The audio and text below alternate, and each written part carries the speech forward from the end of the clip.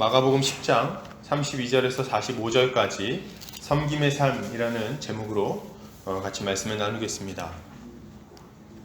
신자는 예수님을 따라서 살아야 됩니다. 예수님을 따라가는 것이 신자라고 할 수 있고 예수님을 따라가는 자라야 제자라고 할 수 있는 겁니다.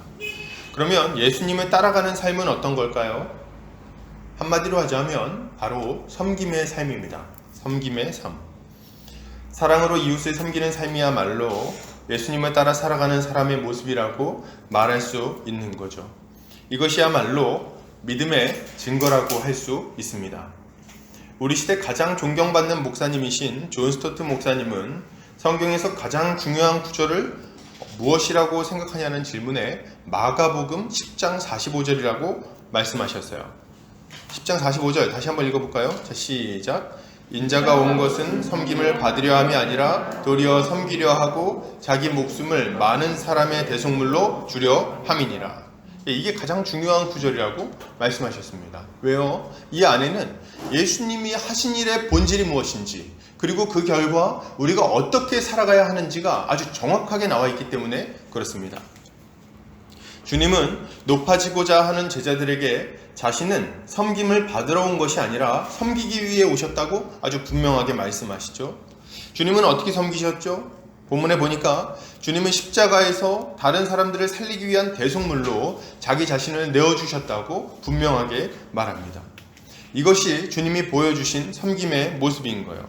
이것을 볼 때 예수를 따르는 자에게 요구되는 십자가의 삶이 무엇인지는 아주 분명합니다. 뭡니까? 목숨을 바쳐 이웃을 섬기는 삶인 거예요.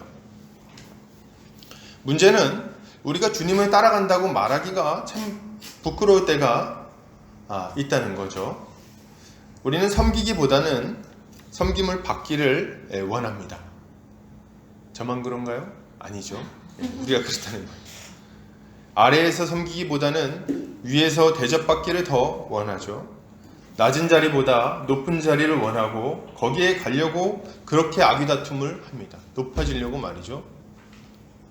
이런 모습을 볼 때 주님이 걸어가신 길과는 참 다르다는 생각을 지울 수가 없습니다. 그렇다면 여러분, 우리는 왜 예수님을 따라가지 못하는 걸까요? 예수님을 따르기 위해서는 무엇을 좀 알아야 되겠습니까? 그리고 예수님을 따라간다면 우리에게는 무엇이 주어질까요? 오늘 본문을 통해서 이런 것들에 대해 함께 살펴보도록 하겠습니다. 오늘 주님은 예루살렘으로 올라가십니다. 31절에 보니까 예루살렘으로 올라가는 길에. 여기서 예루살렘은 어떤 곳입니까? 예루살렘은 영광을 받는 곳이 아닙니다. 영광스러운 것이 아니에요. 사실 본질은 영광스러운 곳인데 눈으로 보기에, 세상 사람들이 보기에 영광스러운 곳은 아닙니다. 거기에 가면 뭐가 기다리고 있습니까? 십자가가 기다리고 있죠. 예, 죽음이 기다리고 있어요. 그 죽음의 길로 지금 올라가고 있는 거예요. 예수께서 앞장서서 올라가시는데 뒤따르는 제자들이 놀라고 그 뒤를 따르는 자들은 두려워하고 있습니다. 이거 이렇게 엉덩이를 빼고 막 마지못해 막 이렇게 끌려가는 그런 모습이라고 할 수 있는 거죠. 이건 뭡니까?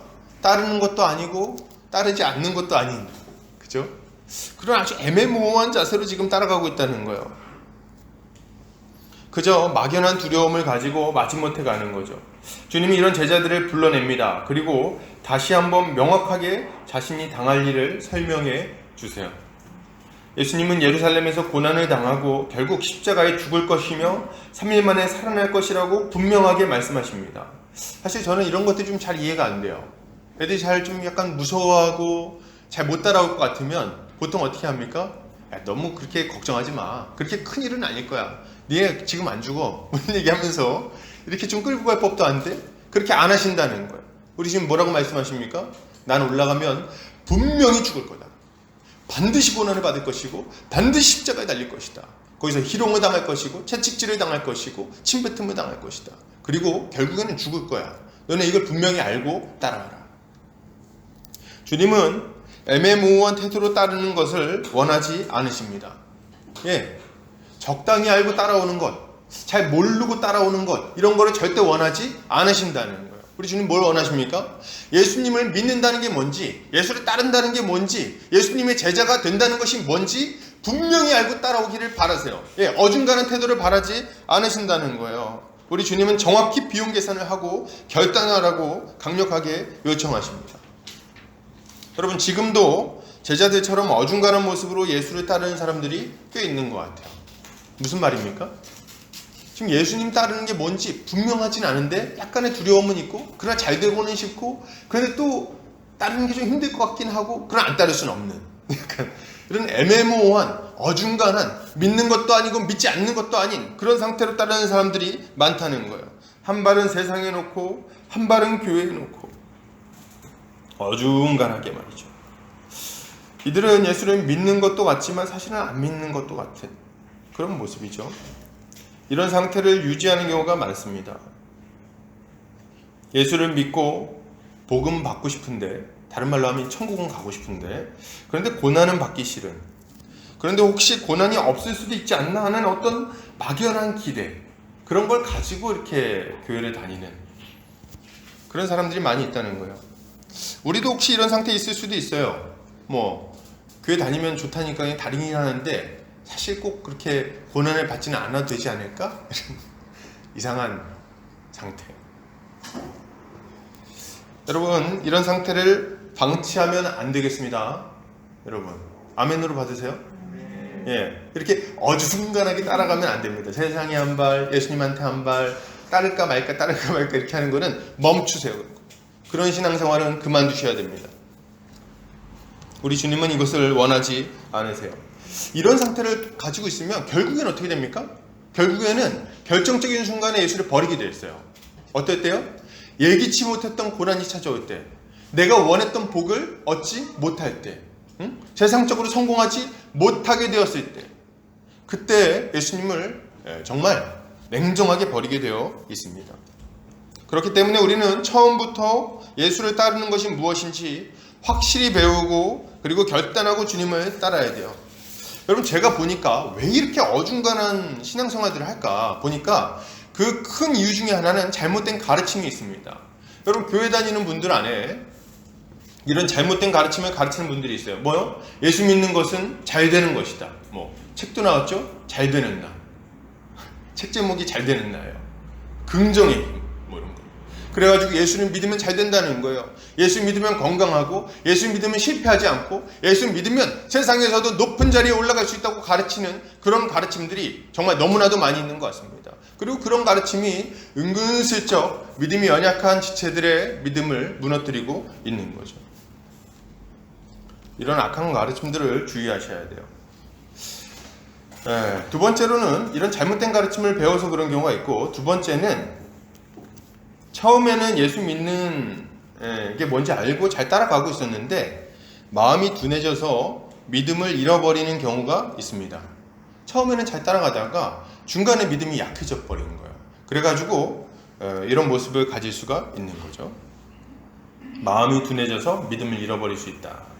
주님은 이런 경우가 있을 수 있다고 엄하게 경고하시는데요. 한번 볼까요? 누가복음 21장 34절입니다. 주보 뒷면을 참고하시면 되겠습니다. 같이 읽겠습니다. 시작. 너희는 스스로 조심하라. 그렇지 않으면 방탕함과 술 취함과 생활의 염려로 마음이 둔하여지고 뜻밖의 그날이 덕과 같이 너희에게 임하리라. 뭘로 둔해진대요? 방탕함과 술 취함과 생활의 염려로 마음이 둔해질 수 있다. 그리고 어느 순간 그날이, 하나님의 심판의 날이 덕과 같이 너희에게 임하게 될 거다. 이렇게 말씀하시는 거예요. 여러분, 이 방탕함과 술 취함과 생활의 염려로 마음이 둔해진다, 이거를 새번역 성경에서는 이렇게 번역해놨어요. 세상살이 걱정으로 너희의 마음이 짓눌리지 않게 하고, 이렇게 했어요. 너무 번역 잘해놓지 않았습니까? 세상살이 걱정으로 마음이 둔해지지 않게 해라. 우리 세상살이 걱정이 뭡니까? 어떻게 해야, 이거 이번에 시험 잘못 보면 어떡하는가, 이런 것들. 혹은 나 이번에 분양을 받아야 되는데 분양 못 받으면 어떡하는가, 이런 것들. 내가 이번에 월급이 좀 승진해갖고 월급이 올라가야지 월세를 내고 좀 이렇게 결혼도 하고 좀 이렇게 할 텐데 안 되면 어떡하는가, 이런 것들. 세상살이에 짓눌리는 거예요. 그래서 어떻게 됩니까? 마음이 둔해진다. 여러분, 주의하세요. 요런 데 마음이 뺏기면 마음이 둔해지는 거예요.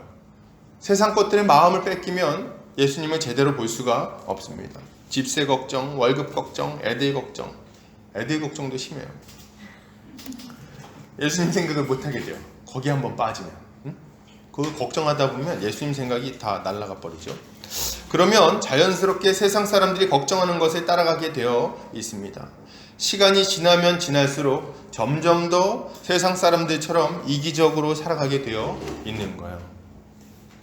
그렇다면 여러분, 다시 우리가 우리의 눈을 똑바로 뜨고 영안을 뜨고 목표를 분명히 하기 위해서는, 예수님을 제대로 따라가기 위해서는 뭐가 필요할까요? 십자가 지신 예수 그리스도를 날마다 바라보는 게 필요합니다. 예수님을 바라보는 게 필요한 거예요. 오늘 주님은 제자들을 부르십니다. 그러니까 제자들이 못 따라오니까 내버려 두지 않으시고 어떻게 해요? 야, 니네 모여봐. 모으십니다. 그리고 어떻게 하세요? 자, 우리 33절 34절 다시 한번 읽겠습니다. 시작. 보라, 우리가 예루살렘에 올라가노니 인자가 대제사장들과 서기관들에게 넘겨짐에 그들이 죽이기로 결의하고 이방인들에게 넘겨주겠고 그들은 능욕하며 침뱉으며 채찍질하고 죽일 것이나 그는 3일 만에 살아나리라 하시니라. 예, 우리 주님이 아주 명확하게 얘기합니다. 야, 니네 나를 따라오려면 확실히 따라와야 돼. 내가 가면 뭔 일이 있을지 다시 한번 확실하게 얘기해 줄게. 가면 내가 잡힐 거야. 잡히고 그들이 나를 죽이겠다고 결의하고 넘겨줄 거야. 그리고 능욕하고 침뱉고 채찍질하고 죽일 거다. 이게 나에게 일어날 일이야. 그런데 3일 만에 부활할 것이다. 중요한 건 뭐냐면 제자들 귀에는 3일 만에 부활한다는 소리는 들려요, 안 들려요? 안 들려요, 안 들려. 그건 안 들려. 뭐만 들려요? 채찍질 당하고 능욕당하고 침뱉음 당하고 어휴. 그리고 이제 3일 만에 부활할까, 이건 안 들려. 이렇게 그 고통. 근데 우리 이런 것들 좀 볼 필요가 있어요. 십자가에 대해서 다시 한번 확실하게 얘기해 주신다는 거예요. 이걸 통해서 제자들의 흐려져 있는 눈을 뜨게 하십니다. 여러분, 자동차 앞유리가 흐려지면 어떻게 해야 됩니까? 앞에 막 이렇게 먼지가 끼고 막 이렇게 비가 내려가 잘 안 보이면 어떻게 해야 돼요? 와이퍼를 켜야죠. 와이퍼를 켜서 깨끗하게 닦아내야 됩니다. 그러면 우리의 영적 와이퍼는 뭘까요? 우리의 영안을 다시금 깨끗하게 해주는 영적 와이퍼는 뭡니까? 네, 말씀이죠. 말씀이에요. 말씀은 우리의 어두워져 있는 영안을 다시금 밝히 보게 만들어 줍니다. 히브리서 기자는 세상 속에서 고군분투하며 믿음을 잃어버리고 있는 제자들에게, 성도들에게 이렇게 권면합니다. 같이 읽어볼까요? 12장 2절. 자, 히브리서 12장 2절. 자, 시작. 믿음의 주요 또 온전케 하시는 이인 예수를 바라보자. 저는 그 앞에 있는 즐거움을 위하여 십자가를 참으사 부끄러움을 개의치 아니하시더니 하나님 보좌 우편에 앉으셨느니라. 아멘. 믿음의 주요 또 온전케 하시는 이인 예수를 바라보자. 바라보라는 거예요. 그걸 바라보면 어떻게 됩니까? 감겨있던 눈이 띄어지는 거예요. 예수를 믿는 게 무엇인지 알게 된다는 거예요. 예수님을 따른다는 게 무엇인지 모호해지지가 않고 아주 분명해진다는 겁니다. 여러분, 예수님을 생각해 보세요. 그럼 우리가 어떻게 살아야 될지는 너무 선명합니다. 모호한 점이 없어요.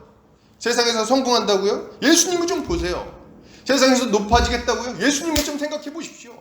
예수님이 정말 그렇게 높아지고 성공하셨습니까? 여러분, 우리가 십자가를 볼 때 우리는 우리가 어떤 은혜를 받았는지, 우리가 어떤 존재가 되었는지, 주님이 우리에게 보여주신 섬김의 삶이 무엇인지 아주 분명하게 알 수 있습니다. 사도 바울은 빌립보에 있는 성도들에게 또 이렇게 권면합니다. 같이 읽어볼까요? 자, 시작. 형제들아, 나는 아직 내가 잡은 줄로 여기지 아니하고 오직 한 일, 즉 뒤에 있는 것을 잊어버리고 앞에 있는 것을 잡으려고 표대를 향하여 그리스도 예수 안에서 하나님이 위에서 부르신 부름의 상을 위하여 달려가노라. 아멘. 사도 바울은 이렇게 얘기합니다. 내가 예수를 한 번 믿고 제대로 믿었다고 끝난 게 아니라 계속해서 그 표대를 향해서 달리고 있다. 이렇게 이야기를 하고 있습니다. 이거는 우리도 그렇게 해야 된다는 얘기를 하는 거예요. 왜요? 우리 한 번 와이퍼 닦으면 이렇게 비 올 때 한 번 와이퍼 쓱싹 하고 나서 멈춥니까? 비 계속 오는데? 아니죠. 어떻게 합니까? 쓱싹 이걸 계속 켜놓고 다니잖아요. 그죠? 계속 켜야 됩니다. 그리고 다시 이제 주차했다가 또 다시 출발할 때 또 켜야 되는 거예요. 왜요? 또 어두워지고 또 흐려지고 계속해서 먼지가 끼기 때문에 그렇습니다. 여러분, 우리도 마찬가지예요. 우리가 세상을 살다 보면요, 아까 전에 얘기했던 세상살이 걱정, 이 세상살이 걱정이 한 번 딱 찾아오고 끝납니까? 안 그래요. 이게 한 번 딱 이 시험을 딱 넘어서고 끝나면 정말 좋겠는데 안 그런단 말이에요. 맨날 세상살이 걱정이야. 오늘 믿음으로 이겨냈어. 근데 내일 또 옆집 아줌마가 와가지고 뭐라 그럽니까? 자기네 애기 학원 어디 다녀? 이런 얘기하면 또 세상살이 걱정. 그렇게 막 또 잘 살다가 어느 날 갑자기 이제 분양받아야 된다는 얘기 어디서 들으면 또 세상살이 걱정. 또 뭐 이렇게 하다가 직장에서 이제 승진할 때 찾아오면 또 세상살이 걱정. 우리 고등학생들도 여기 있는데 고등학생들은 시험 때만 되면 이제 세상살이 걱정. 다가오 매번 다가오죠. 학기마다 다가오죠. 세상살이 걱정. 그렇기 때문에 우리에게 필요한 건 뭡니까? 날마다 예수를 바라보는 거예요. 날마다 예수 그리스도를 바라보고 날마다 우리의 삶을 주님께로 교정해야 됩니다. 여러분 우리가 예수님 따라간다 그럴 때 이렇게 직선으로 쭉 따라가지를 못합니다. 여러분 제가 보니까 예수님이 앞에 딱 가고 있어. 그럼 우리의 마음은 어때요? 예수님 앞에 가니까 똑바로 뒤를 따라서 쫙 따라갈 것 같죠? 안 그래. 그럼 어떠냐? 볼 때는 똑바로 따라가다가 금세 옆에를 봅니다. 그럼 옆으로 또 막 가. 옆으로 막 가. 가다 또 어떻게 해요? 또 다시 보고 다시 또 이렇게. 또 이렇게 가다가 또 이쪽으로 또 막 가. 그럼 또 다시 보고 또 다시 이쪽으로. 그래서 우리의 인생 여정은 쭉 직선으로 가는 게 아니라 삐뚤 빼뚤 삐뚤 빼뚤 삐뚤 빼뚤 이러면서 어디로 갑니까? 이렇게 하면서 예수님 따라가는 거예요. 중요한 거는 예수를 계속 바라보는 겁니다. 계속 바라보고 계속 교정해야 돼요. 계속 우리의 눈을 깨끗하게 만들어야 되는 겁니다. 예수 그리스도의 십자가를 계속 보지 않으면 우리는 결국엔 탈선하고 마는 거죠. 믿음에 있어서 탈선하면 대마와 같은 자가 되는 거예요. 마지막에 가서 대마는 세상을 사랑하여 갔고 이런 평가를 받아서야 되겠습니까? 우리는 예수를 바라보고 날마다 그분 앞에 우리의 삶을 점검해야 되겠습니다. 반복해서 십자가를 배우고 십자가를 묵상하고 십자가를 따르기로 결단해야 됩니다. 날마다 질문해야 돼요. 예수님은 어떻게 사셨는가? 예수님은 누구를 위해 사셨는가? 결국 예수님은 어디를 향해서 가셨는가? 우리가 날마다 이것을 질문할 때 우리는 주님을 따라서 섬김의 삶을 살아갈 수 있을 겁니다. 자, 그렇다면 우리가 섬김의 삶을 살 때 오해하지 않아야 될 것은 뭘까? 좀 생각을 좀 해보겠습니다. 자, 예수께서 십자가를 져야 함을 말씀하시자마자 보통 이렇게 한번 얘기를 하시면은 제자들이 좀 이렇게 자중하고 우리 정신 차리고 잘 따라가자 이렇게 해야 되는데 그러지가 않아요. 35절에 보니까 진짜 눈치 없는 애들이 등장합니다. 읽어볼까요? 35절 시작. 세베대의 아들 야고보와 요한이 주께 나와 여짜오되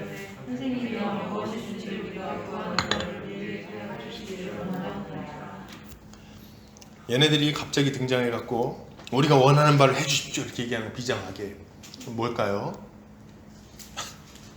정말 충격적인 요구를 하는데요. 예수님 물어보세요.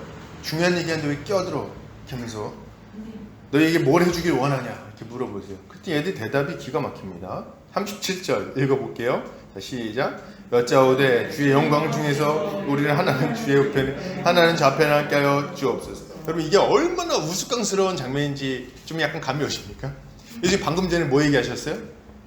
야, 나 올라가면 침뱉음 잡혀가지고 채찍질 당하고 침뱉음 당하고 희롱 당하고 십자가에 달려 죽고 말 거다. 그리고 3일 만에 부활하겠지. 얘기를 하는데 딱 그 얘기 듣자마자 뭐라 그럽니까? 예수님 예루살렘 올라가면 우리도 높은 자리에 올려주세요. 이게 얼마나 이게 뜬금없고 말도 안 되는 얘기냐는 거예요.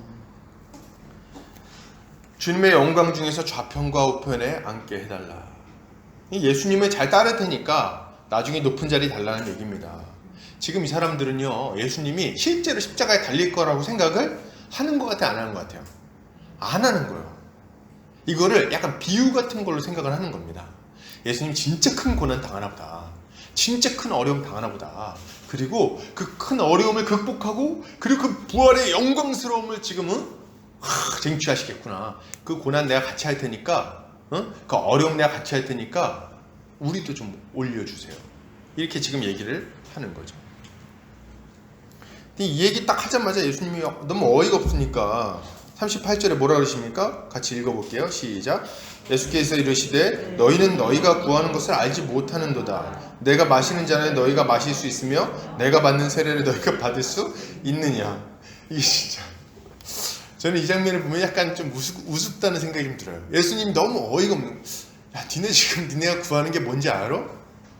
내 좌우편에 앉는다는 게 뭔지 알아? 내가 받는 세례가 뭔지 알아? 니네 그거 따라올 수 있어? 이렇게 말씀하시는 거예요. 내가 지금까지 얘기했는데 니네 못 알아들었지? 그게 뭔지 알고 구하는 거야? 이거는 지금 못 따라온다는 얘기 하시는 거죠? 못 받는다는 얘기 하는 거잖아요. 눈치 없으면 이런 것도 못 알아들어요. 그래서 39절에 뭐라 그럽니까? 읽어볼게요. 시작. 그들이 말하되 할 수 있나이다. 예수께서 이르시되 너희는 내가 마시는 잔을 마시며 내가 받는 세례를 받으려니.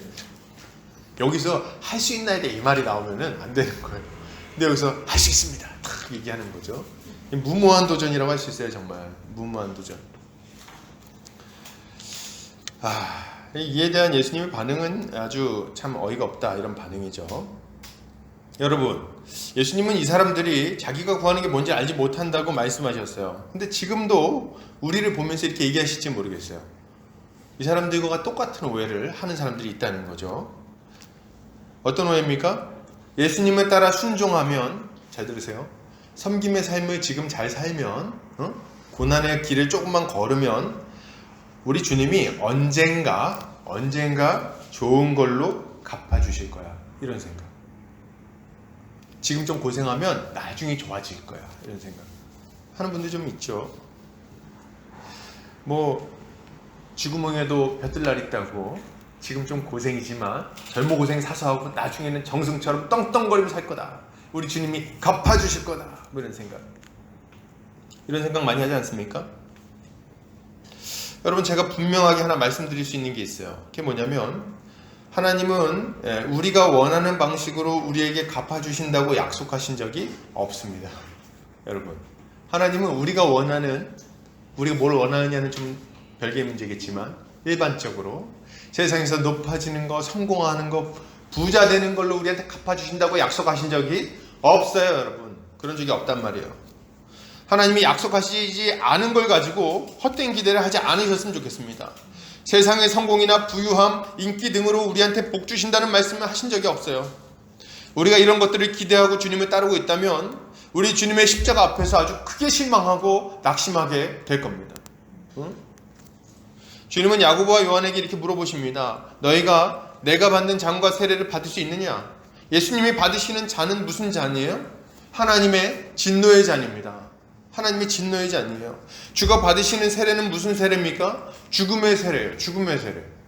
고난을 받고 결국은 죽어야 된다는 얘기를 하고 있는 겁니다. 주님은 지금 하나님의 진노를 받아 저주의 죽음을 죽으셔야 합니다. 그걸 말씀하고 계신 거예요.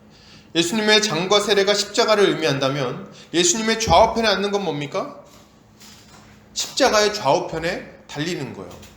그게 주님을 따르는 거예요.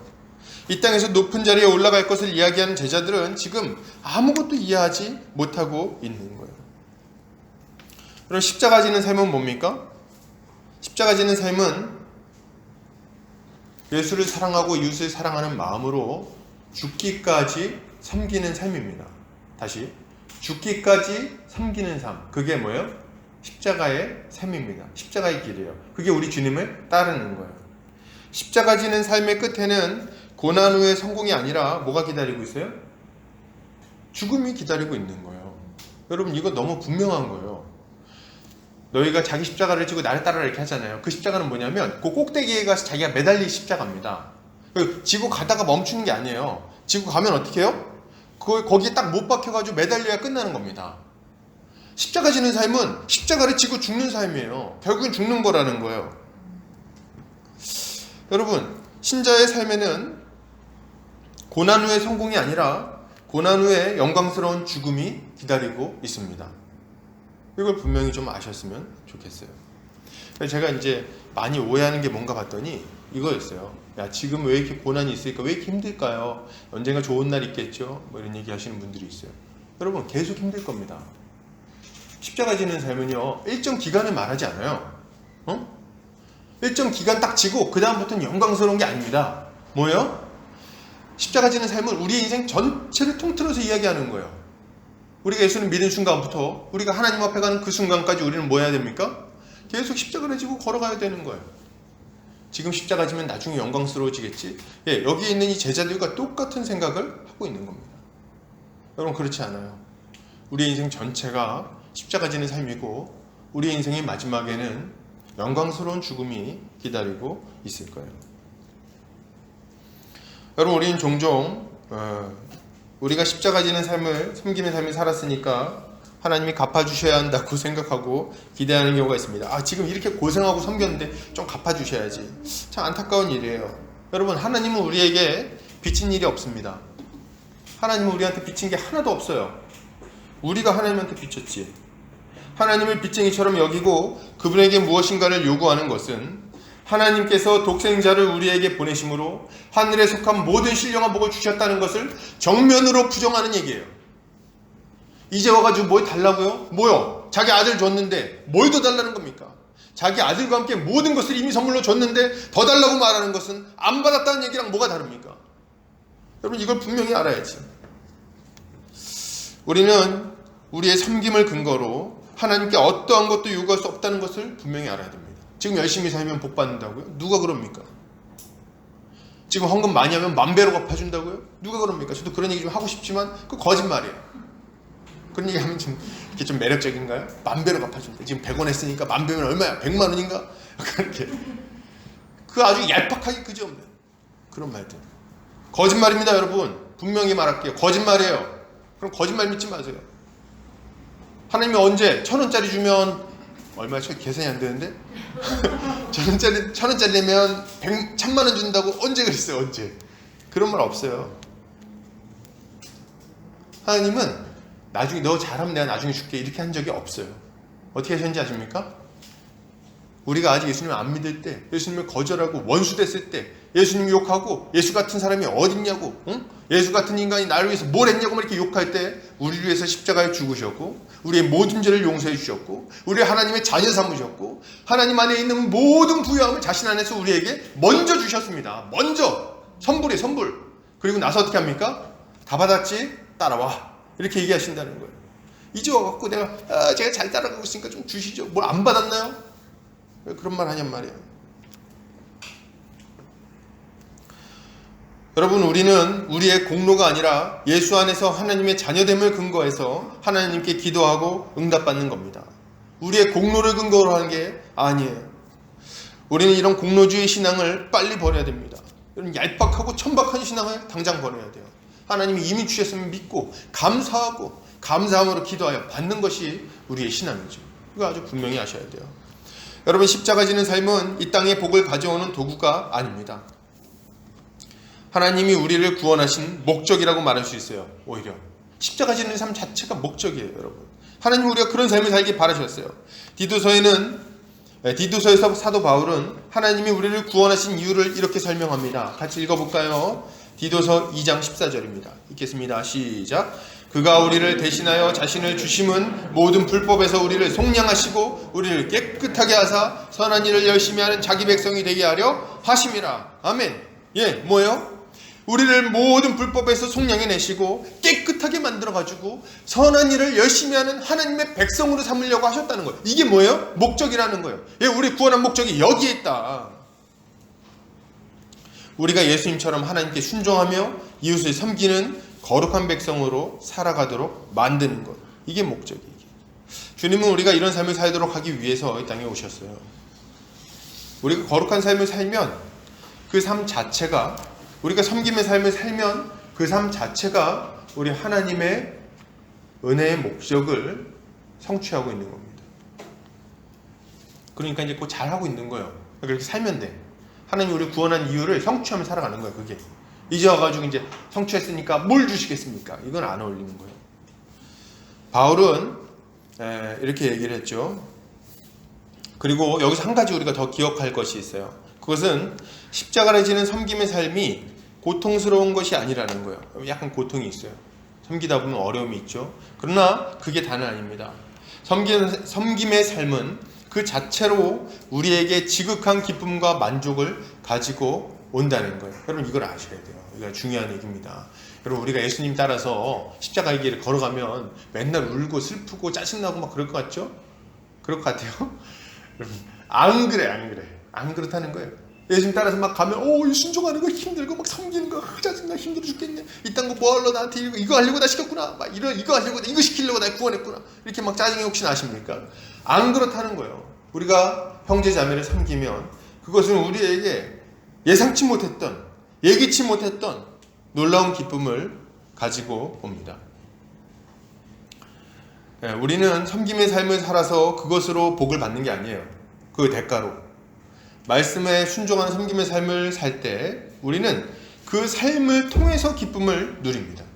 그 삶 자체가 우리에게 기쁨과 만족을 준다는 거예요. 그러니까 하나님 우리한테 야 너네 섬김의 삶을 살아라 이렇게 얘기할 때 야 너네 똑바로 하면 내가 나중에 좋은 거 줄게 이게 아니라 야 너네 이런 거랑 비슷해요. 맛있는 케이크를 딱 갖다 주고 자 이걸 먹어라 이렇게 얘기하는 거랑 비슷한 거예요. 그럼 섬김의 삶을 살면 어때요? 너무 좋은 거예요. 너무 기쁜 거예요. 너무 만족스럽고 너무나도 즐겁다는 거예요. 이게 우리 주님이 우리에게 이걸 명령하시는 이유이기도 합니다. 이거는 진짜 맛을 봐야 맛을 안다고 섬겨본 사람만 알아요.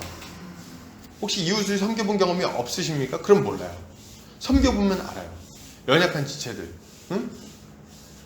어린 지체들 섬겨보면 압니다. 섬긴 사람만 그 섬김이 기쁨을 아는 거예요. 섬김 받는 사람이 좋을 것 같죠? 섬기는 사람이 더 좋아요. 여러분 이걸 우리가 기억할 필요가 있는 거죠. 그렇기 때문에 섬김의 삶을 살 수 있다는 것은 그 자체로 복이라고 할 수 있는 것입니다. 그렇다면 우린 이 땅에서 어떻게 섬김의 삶을 살아가야 될까요? 자, 오늘 제자들의 반응을 좀 보겠습니다. 여기 이제 이 두 명이 나가서 막 이렇게 할 수 있습니다 얘기하고 막 엉뚱한 소리 하고 이렇게 할 때 이 열제자가 41절 같이 읽어볼까요? 자 시작.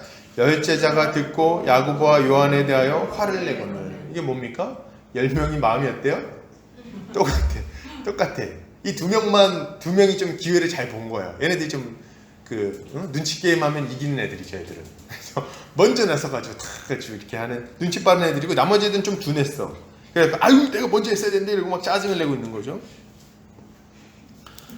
주님은 이런 제자들에게 큰 자가 되려거든 섬기는 자가 되라고 말씀하십니다. 세상 주권자들은 힘 있는 사람이 약한 사람들에게 갑질을 하지만 하나님 나라에서는 그렇지 않다고 분명하게 말씀하시는 거예요. 여러분 세상의 원리는 뭐예요? 높은 자가 권세를 부리는 겁니다. 그러나 하나님 나라의 원리는 정반대예요. 높은 자가 낮은 자를 섬기는 겁니다. 만약 우리가 하나님의 백성이 맞다면 여러분 우리가 한 가족이 된 것이 맞다면 그렇다면 우리 섬기는 게 마땅해요. 왜 대접을 받으려고 그러죠 자꾸? 왜 다른 사람이 나를 섬겨주지 않으면 기분 나빠합니까? 이게 이상한 일이에요. 예수 믿었는데 계속 그래요? 그건 안 믿은 거죠. 아주 분명히 내가 예수 믿었나 안 믿었나 좀 모호하신 분들이 있나요? 이거 딱 보면 알아. 난 섬김 받기를 좋아하는가? 섬기는 걸 좋아하는가? 그걸로 딱 알 수가 있어요. 굉장히 분명하죠?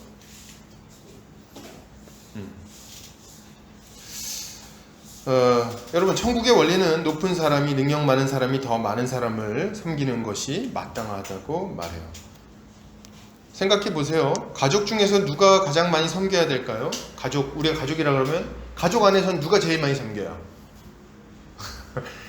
집집마다 다르죠? 누가 제일 많이 섬깁니까? 네, 이제 어쨌든 부모가 자녀를 섬깁니까? 자녀가 부모를 섬깁니까? 보통 보면 부모가 자녀를 섬기죠. 그렇죠? 저희 집도 얘가 제일 힘이 약해요. 자기는 제일 센 줄 아는데 제일 약해. 제일 약하고 제일 좀 이렇게 뭐랄까 좀 부족하죠. 어떤 면에서는. 제가 남면이 있어요. 근데 일반적으로 보면. 그러니까 얘가 좀 부족하니까 이제 막 시켜 먹습니까? 야, 너 힘도 약한데 까불면 아주 가만 안 둬. 가서 설거지. 가지고 청소해 너. 오늘부터 이불 네가 다 개고 청소 다 하고 똑바로 안 하면 알아서 해라. 내가 너한테 힘세니까. 이렇게 합니까? 아니죠. 아침에 일어나면 다 준비해놓고 옷도 다 꺼내놓고 그렇게 어떻게 해요? 밥 다 준비해놓고 일어나십시오. 그래가지고 깨워가지고 그걸 먹여줍니다. 자, 입 벌리세요. 입을 이렇게 딱 벌려. 거기 입을 넣어주고 이렇게 밥을 넣어주고 그걸 먹습니다. 먹으면서 이렇게 딱 먹고 이제 또 막 널브러지면은 딱 이런 와서 드셔야죠. 딱 데리고 와서 또 먹어줘. 왕의 왕 완전히. 제일 어린데 제일 힘이 없고 약한데도 불구하고 그렇게 한다는 거예요. 왜요? 가족이니까. 그럼 우리가 영적인 가족이 맞습니까? 육적인 가족 말고, 세상적인 가족 말고 정말 하나님 안에서 참 가족된 사람들이 맞습니까? 그렇다면 연약한 자를 섬기는 건 너무 당연한 거예요. 본인이 만약 섬김을 받고 있다면 우리는 뭐 하고 있는 어떤 자인 거예요? 연약한 자인 거지 뭐. 뭐겠어 그게. 응? 아직도 어린 자인 거예요. 영적으로. 섬김 받을 때는 막 신났어. 막 내가 왕이 된 것 같고 다 나한테 관심이 많구나. 근데 이제 어느 순간 보면 섬기고 있어야 되는 거죠. 그게 정상이에요. 처음에는 근데 믿음이 연약할 때는 아기가 태어났을 때 대접받는 것처럼 마찬가지로 대접받을 수 있어요. 그러나 믿음이 자라고 점점 강해지고 있는데 맨날 대접만 받으려고 그러면 어떻게 됩니까? 얘가 나중에 고등학생이 돼서도 설거지도 안 하고 청소도 안 하고 맨날 엄마 아빠만 시켜 먹으려고 그러면 어떻게 될까요? 그럼 등짝 스매시를 맞는 거죠. 일어나! 탁! 해가지고 설거지 좀 해라 이렇게 시키기도 하고 하게 되겠죠. 바뀌는 게 정상이라는 거예요. 여러분, 섬김 받는 것을 좋아하지 말고 섬기는 모습을 가지시기를 바랍니다. 뭐 자연스럽게 이렇게 되실 거예요. 영적인 어린아이는 안 됐으면 좋겠습니다. 교회 다닌 지 10년, 20년이 지났는데 맨날 대접받기를 좋아한다. 그 영적인 어린아이. 그 뭔가 문제가 있는 거예요. 그렇게 하지는 않아야 되겠습니다. 우리는 모든 성도는 힘을 다해 형제 자매를 섬겨야 됩니다. 본인이 할 수 있는 만큼, 각자 은사를 넘어서 섬길 수 있는 모든 것으로 좀 섬겨야 되겠습니다. 여러분, 이제 교회 안에 많이 퍼져 있는 얘기 중에 하나가 은사를 따라 섬겨야 된다, 이런 얘기죠. 은사를 따라 섬겨야 된다. 예, 이거는 모든 사람이 은사를 활용해야 한다는 말이지, 은사 외에 다른 것으로는 섬기지 않는다는 의미가 아니에요. 교회 안에서 이상한 이런 생각들이 들어왔어. 제가 보니까. 그래서 뭐 저는 찬양의 은사가 있으니까 찬양만 하겠습니다. 청소는 여러분이 하시죠. 뭐야 그게? 누군 청소의 은사가 있어서 청소만 합니까? 설거지의 은사도 있다는 사람이 있었는데 그건 거짓말이야. 내가 볼 땐 나도 설거지를 할 줄 아는데 그런 게 어딨어. 그건 그냥 섬기는 거예요. 무슨 섬김의 은사 있는 사람은 섬기나요? 모든 사람이 섬겨야지. 여러분, 우리는 모든 사람이 모든 일로 모든 사람을 섬겨야 됩니다. 그것을 통해 지체들에게 유익을 끼쳐야 되는 거예요. 우리 형제 자매들에게 시간을 좀 내줘야 되겠습니다. 여러분, 섬기기 원하십니까? 시간을 좀 내주세요. 시간을 좀 쓰세요. 시간을 내주지 않는데 어떻게 섬긴다고 말할 수 있습니까? 찾아가 보기도 하고 상담도 하고 대화도 나누고 해야죠. 우리가 하나님의 종이자 지체들의 종이라면 바쁘다는 얘기를 하지 말고 시간을 내어주는 것이 마땅합니다. 내가 바빠가지고 조금 시간을 조금 내셨으면 좋겠어요. 바쁜 건 알겠지만 조금씩 더 시간을 내면 좋겠다. 마찬가지로 물질도 좀 내어줘야 됩니다. 돈을 쓰지 않고 섬기는 것은 힘든 일이에요. 그죠? 정말 힘들면 어쩔 수 없을 땐 또 다른 걸 섬기지만 어느 정도는 또 이렇게 좀 우리가 물질을 사용해야 됩니다. 하나님이 주시는 마음을 우리가 소멸시키지 말고 계속 써야 돼요. 야, 오늘 안정훈 목사님한테 커피 한 잔 사주라는 마음이 생기는데 이거는 사단이 주는 마음일 거야.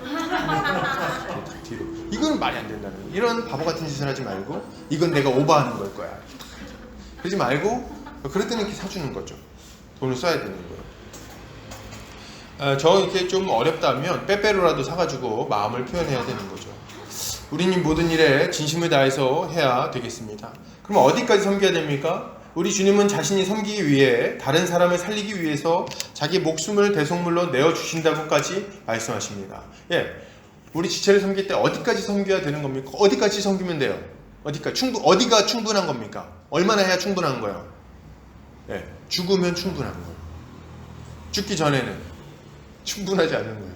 제가 이제 가끔 그런 분들 있죠. 막 뭐 하다가, 이건 제가 직접 들은 얘기예요. 어느 날 이렇게 교회에 이제 제가 존경하는 스승님 목사님이 이제 계신데, 이제 교회 여자 성도님 한 분이 들어와서, 리더야. 이분이 와가지고 막 그런 거예요.